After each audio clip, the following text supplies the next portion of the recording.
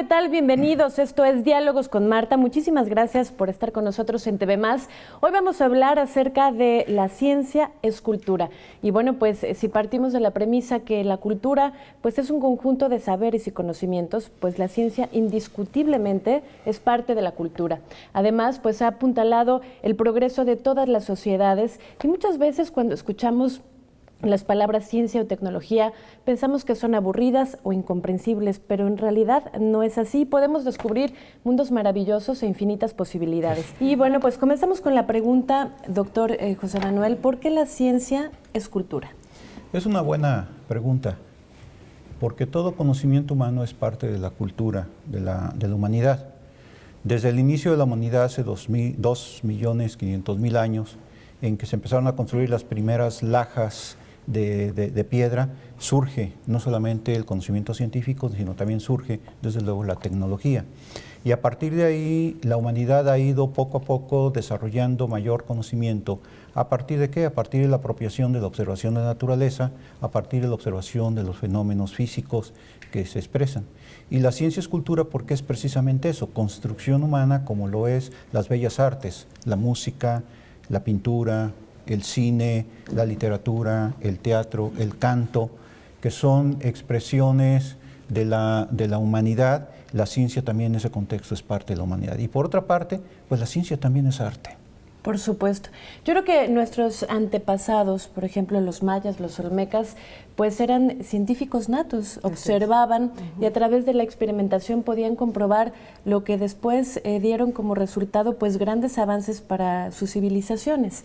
Y ahora es una forma de pensar como sociedad, creo que hemos ido un poquito para atrás porque ya no observamos, ya no muchas veces no nos hacemos hipótesis sobre muchas circunstancias. ¿Ustedes qué opinan de esto? Sí, yo creo que a medida que el ser humano va creciendo en edad, se nos quita la curiosidad, porque si vemos a un niño pequeñito, él es un curioso nato. Claro. Entonces, ahí está, cultivar ese interés para que de una u otra manera se interese por la ciencia. Por supuesto. Yo creo que la pérdida más grande en lo que haces en relación con las antiguas civilizaciones es que nosotros perdimos la capacidad de incluir la ciencia como parte del día a día. Sí, en la antigüedad la ciencia estaba presente en prácticamente todo lo que hacían, todo se regía alrededor del movimiento de astros, para saber lo de las cosechas y demás. Nosotros en algún punto, en esta carrera contra la tecnología o en la tecnología, nos separamos y de alguna forma se definió que la ciencia era para un cierto tipo de personas. Para especialistas. Exacto. Y entonces el común de la gente dejó de interesarle porque se dejó de creer que era parte de él y que necesitaba de la ciencia y la tecnología de una manera tan obvia como es la televisión, como es la radio, los famosos celulares y demás, son algo que tenemos en un común, pero se ha perdido esa noción de entender que para poder tenerlo tuvo que haber todo un avance científico y tecnológico detrás. Esa ruptura es lo que nos lleva ahora a esta situación de no tener la ciencia como parte integral de tu vida del día a día. Además, bueno, ahora con el Internet, que bueno, pues también representa, como bien lo decías, adelantos tecnológicos, pues facilita a los niños, ¿no?, copiar y pegar y hacer tareas sin una investigación, ¿no? Entonces, doctor, ¿cómo cree que el sistema educativo pueda pues revertir esta tendencia que además pues ya forma parte, casi por decirlo así, del ADN de los niños, ¿no? Ya no tienen esa curiosidad por saber más. Bueno, hay un aspecto que tenemos que tener bien claro. El sistema educativo nacional, tal y como todavía está funcionando, es un sistema que surgió en el siglo XIX. Sus estructuras, su sistema pedagógico, su orientación estaba fundamentalmente dirigida a instruir a partir de una información y de un conocimiento que se transmitía o se sigue transmitiendo a los niños y a las niñas. Sin embargo, ¿qué es lo que ha ocurrido? Se ha dado una revolución industrial, una revolución en la informática a finales del siglo XX. Hoy estamos conectados y la información fluye por todos lados, en todos los medios y en todo momento a través de la Internet, y eso necesariamente obliga a una reconversión de los enfoques y de las prácticas educativas. La curiosidad es innata en el ser humano y en ese sentido la curiosidad hay que fomentarla, pero ahora con una vocación, desde luego, científica y cultural, que es lo que hace falta para transformar nuestro sistema educativo. ¿Qué es que han hecho los países como China, Corea del Sur, Taiwán, es decir, lo que se conoce como aquellos países de Asia asiáticos que han reconvertido sus sistemas educativos? Bueno, han dado un giro totalmente, no solamente a fortalecer el sistema educativo, sino también a fortalecer las vocaciones científicas y tecnológicas, sin descuidar los aspectos humanísticos, porque son parte de nuestra formación y de nuestro desarrollo humano. Hoy en las escuelas de preescolar de Corea se enseña robótica, se enseñan sistemas, y desde luego, desde ese momento se está empezando ya a impulsar una vocación de tipo científica. Esto no quiere decir que todos vayan a ser científicos o todos vayan a ser tecnólogos, no. Es la construcción de una cultura científica que nos ayuda a comprender mucho mejor nuestra realidad y al comprender mucho mejor nuestra realidad, actuar en ella. Bueno, es que al comprender el raciocinio, ¿no?, que nos diferencia de todos los animales, pues definitivamente es necesario para la toma de decisiones. Así es. Entonces, digamos que toda la estructura de pensamiento científico nos puede llevar, pues, a tomar decisiones más asertivas. ¿Ustedes qué opinan de esto? Sí, definitivamente, porque, o sea, precisamente por eso es cultura, porque vas a tener el conocimiento, vas a tener un juicio crítico y vas a ser partícipe de alguna problemática. Vamos a suponer, cerca de tu casa está un río y están echando residuos de una empresa. Si tú tienes esa cultura y sabes el daño que puede provocar, tú vas a decir, ah, no, esto no es lo correcto. Claro. O me puede dañar, si yo, por ejemplo, tengo gastritis y me estoy tomando, no sé, Coca-Cola, ¿verdad? Todos los días me va a hacer daño. ¿Por qué? Porque yo tengo un conocimiento científico. Entonces, el conocer de ciencia me ayuda a mí como persona a tomar decisiones, a participar en la solución de un problema y como sociedad, ¿verdad?, ayudaría mucho al progreso y desarrollo. Bueno, para temas que vivimos actualmente como el calentamiento global, ¿no?, que si no tenemos pues ese tipo de conocimientos o de las especies que están en extinción, y si no tenemos esa serie de conocimientos, pues no tenemos la conciencia para tomar decisiones en nuestro día a día, ¿no? Entonces, exactamente, entonces apoyando lo que los dos doctores comentan, esto tiene que ver con la educación previa, es decir, precisamente hay que educar desde muy pequeños a los chicos, independientemente, como el doctor lo dice muy asertivamente, vayan a tener la vocación al final de irse a un área exacta o no, pero es un conocimiento que le permite entonces poder relacionarse con su medio ambiente de una manera más adecuada y crear entonces una población que sea más asertiva a la hora de las decisiones, porque tiene el conocimiento previo, tal vez no el conocimiento fino que la gente cree que como científico eres casi sabio, es mentira, simplemente sabes mucho de una parte, pero esa no es el fin, no es crearlos todos para que sean científicos, sino para que conozcan su medio ambiente, se puedan relacionar con él de una manera tal que tengan la conciencia, en efecto, como dice la maestra, de qué puede ayudar o qué puede no serlo, y entonces tomar acciones para que eso se evite. Claro, doctor Velasco, usted me platicaba que 2 mexicanos de cada 100,000 se dedican a la ciencia, lo cual nos deja, supongo, pues en una situación lamentable en comparación con el desarrollo científico y tecnológico de otros países. Claro, en otros países, Estados Unidos, Francia, el número de personas que se dedican a la ciencia con respecto a la densidad demográfica de cada uno de los países es mucho mayor de aquel número de habitantes que se dedican a la ciencia en el caso mexicano y en general en el resto de América Latina.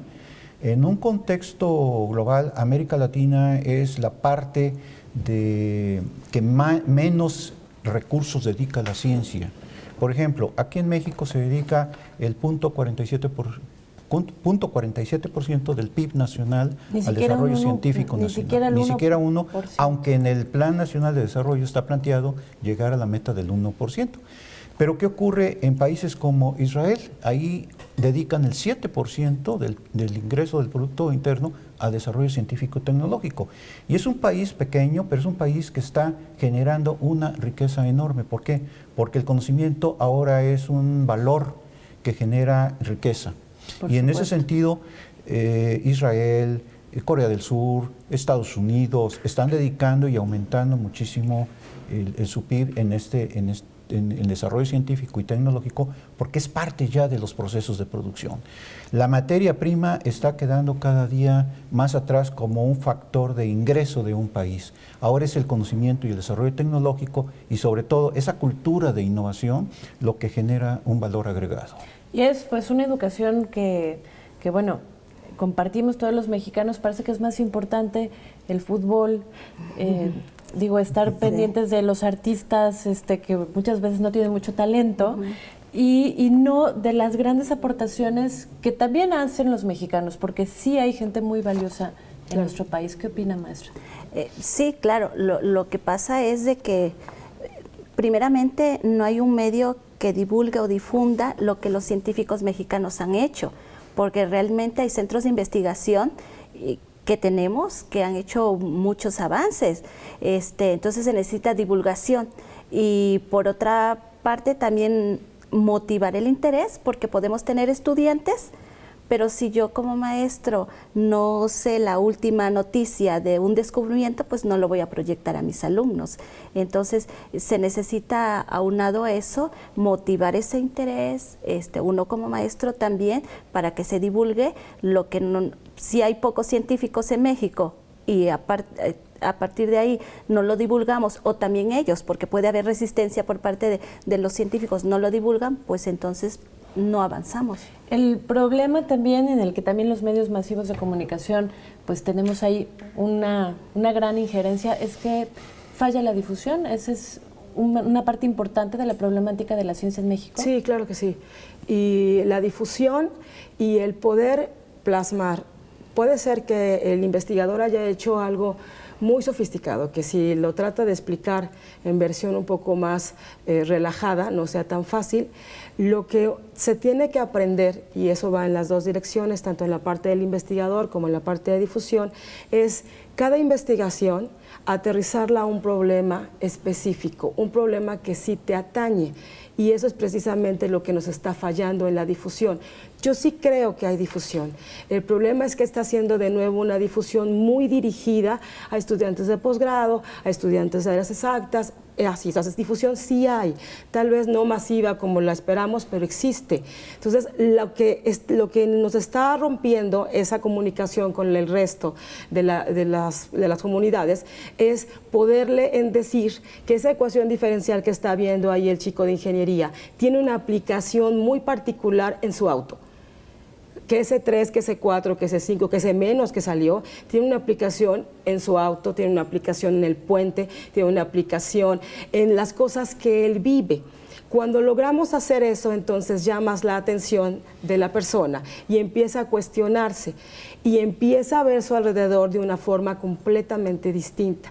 Ya las cosas triviales dejan de serlo para tener una razón científica detrás, y ahí está donde yo creo que se rompe la difusión, ¿no? Porque si yo me pongo a hablar de lo que yo hago desde el punto de vista técnico, después de 3 minutos me ignoras. Y con toda la razón. Claro, entonces, para llamar la atención de niños todavía estuvo mucho más difícil, pero es más creativo. Pero en mi caso, que trabajo con estudiantes universitarios, es eso, poderle aterrizar toda la información que se tenga en su vida cotidiana. Y entonces lo entiende, lo hace propio y no se le olvida. Esa es la verdadera difusión. Sí, que la ciencia quizá tenemos que bajarla a la experimentación. Exacto. Y no solamente quedarnos con el conocimiento. Exacto. ¿No? Exacto. Doctor, ¿qué está haciendo Veracruz pues precisamente para impulsar el desarrollo científico y tecnológico? Bueno, uno de los aspectos fundamentales que se están tratando de impulsar es precisamente los encuentros de jóvenes que están desarrollando o que están trabajando y estudiando a nivel de educación superior, pero también a nivel de educación media superior y de secundaria, para que participen en los encuentros y en los eventos de tipo científico. Los llamamos Encuentros de Jóvenes Talentos, los llamamos Semana Nacional de la Ciencia y de la Tecnología, la Feria Nacional de Ciencias e Ingenierías, que en Veracruz vamos a tener su segunda emisión este año. Es decir, espacios en donde las niñas, los niños, los jóvenes, desde la secundaria hasta educación superior, puedan mostrar sus prototipos tecnológicos, mostrar el desarrollo de sus investigaciones que estén llevando a cabo conjuntamente con sus tutoras y sus tutores en sus diversas dependencias. Esta es parte de una construcción de una cultura científica abierta al público, que eso pues en otros países como en Estados Unidos tiene una tradición enorme, pero que aquí en México no la hemos fomentado. Pero a la vez de promover eso, también vincular al sector productivo, vincular al sector empresarial que se acerque a este tipo de ferias, porque hay muchísimos talentos en Veracruz. Claro. Hoy en la mañana comentaba precisamente de una chica que tuvo el primer lugar en un encuentro de talentos que se celebró aquí en Veracruz. Ella es originaria de Coatzacoalcos, que le está haciendo un reconocimiento al Instituto Tecnológico de Massachusetts por el desarrollo de unas banditas para detectar infecciones vaginales.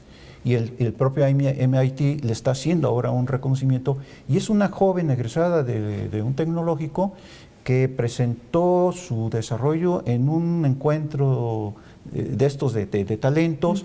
Después en iLab desarrolló su producto y ahora es un producto que está ya en el mercado, es decir, agregó al conocimiento un valor que ahora está en el mercado. Y como esos hay muchísimos. Innovación, ¿no? Ahora, innovación. Ahora esa palabra es innovación. básica para el desarrollo de los países, ¿no? Sí. La innovación. Chico de secundaria que también obtuvo el reconocimiento para participar en la Feria Internacional de Ciencias e Ingenierías en Phoenix, Arizona, el año pasado, y que obtuvo un reconocimiento por parte de la OEA porque su trabajo hace una aportación importante a la educación científica, por ejemplo. Y como ellos hay muchos, pero hay que abrir los espacios.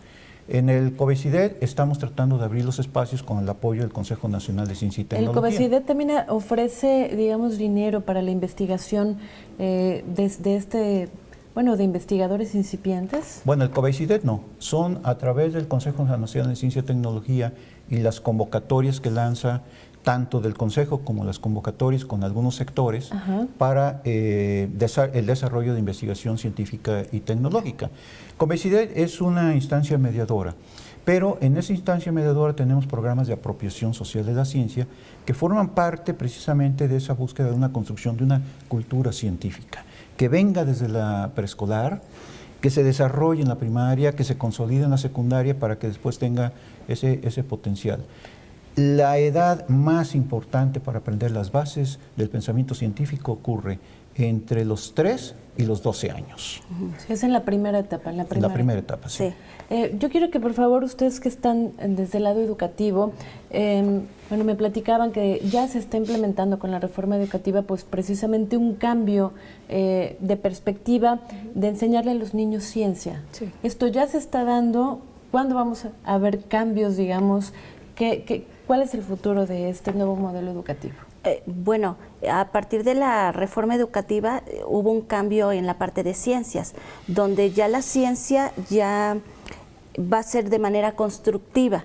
El maestro no nada más va a ser un expositor o un transmisor de conocimientos, sino más bien va a ser un tutor que va a acompañar a los niños a través de habilidades, de apoyar al desarrollo de habilidades científicas como es observación, análisis de resultados, reporte, entonces el lanzarse preguntas de lo que es su entorno. Entonces, de esta manera, el maestro le va a apoyar para que desarrolle esas habilidades, pero también a través de la experimentación, como decía la doctora, de manera más práctica.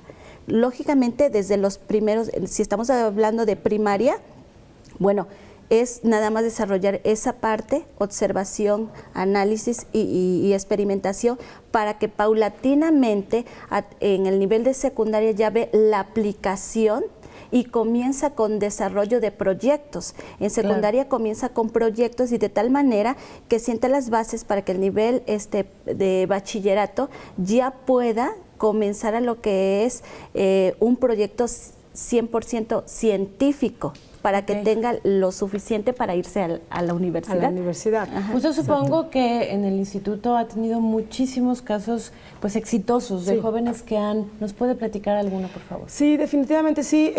Yo trabajo en el área de ingeniería electromecánica y mecatrónica.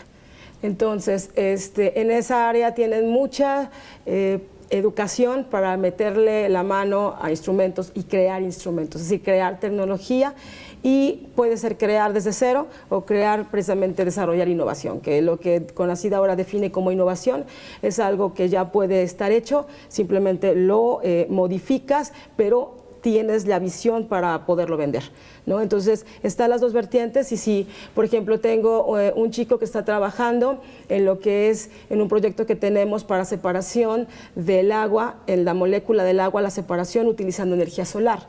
¿Sale? Entonces, toda la tecnología que se está haciendo, la está haciendo él como parte, la ha empezado a hacer de parte de su servicio, su residencia profesional, y termina en una tesis. Tengo otro chico que trabaja en colorimetría para hacer mediciones de color de piel en tiempo real, solamente con tu smartphone. Entonces, sí hay casos exitosos ahí.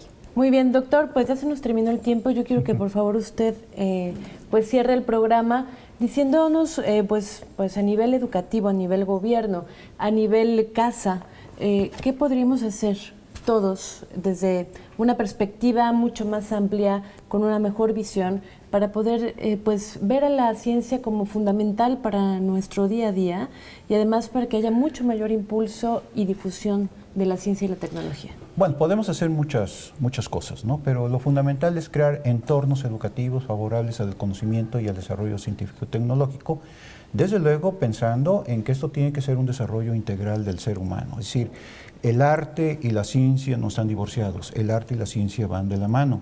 ¿Por qué? Porque tanto el arte como la ciencia son producto de la imaginación humana. ¿Y en qué consiste la imaginación humana? En la capacidad de combinar el conocimiento, la experiencia para crear y desarrollar cosas nuevas y novedosas.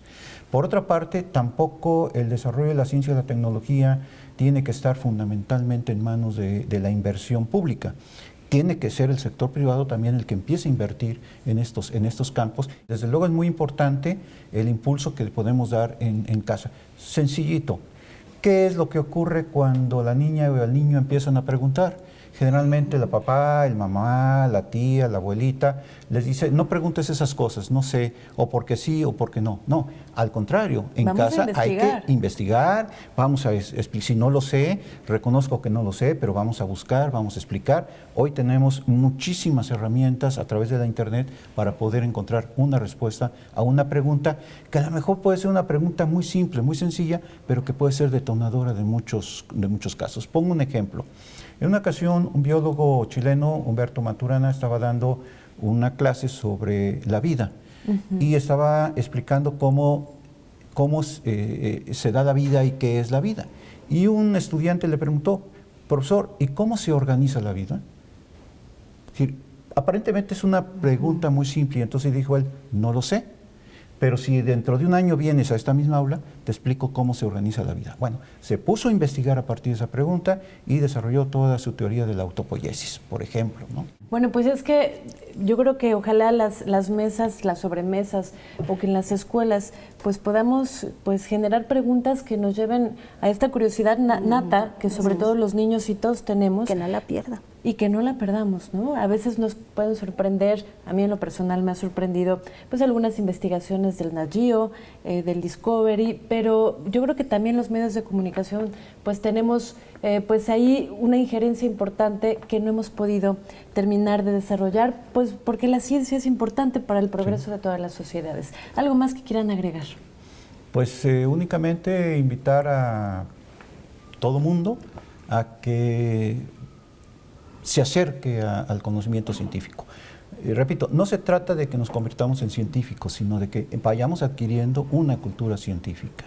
y de que siempre preguntemos, busquemos la respuesta y que desde luego comparemos y analicemos. Muchísimas gracias por haber estado con nosotros. Gracias. Muy interesante, la verdad es que nos faltó muchísimo tiempo, pero pues ojalá que en casita le dejemos a usted pues la reflexión de poder pues platicar, investigar, y si no, pues no sabemos. Ahora en la era de la información, pues parece que estamos más desinformados que nunca, y ahora tenemos pues grandes posibilidades de acceder a nuevos mundos en pocos segundos. Muchísimas gracias. Esto fue Diálogos con Marta. Siga por favor con la programación de Radio y Televisión de Veracruz.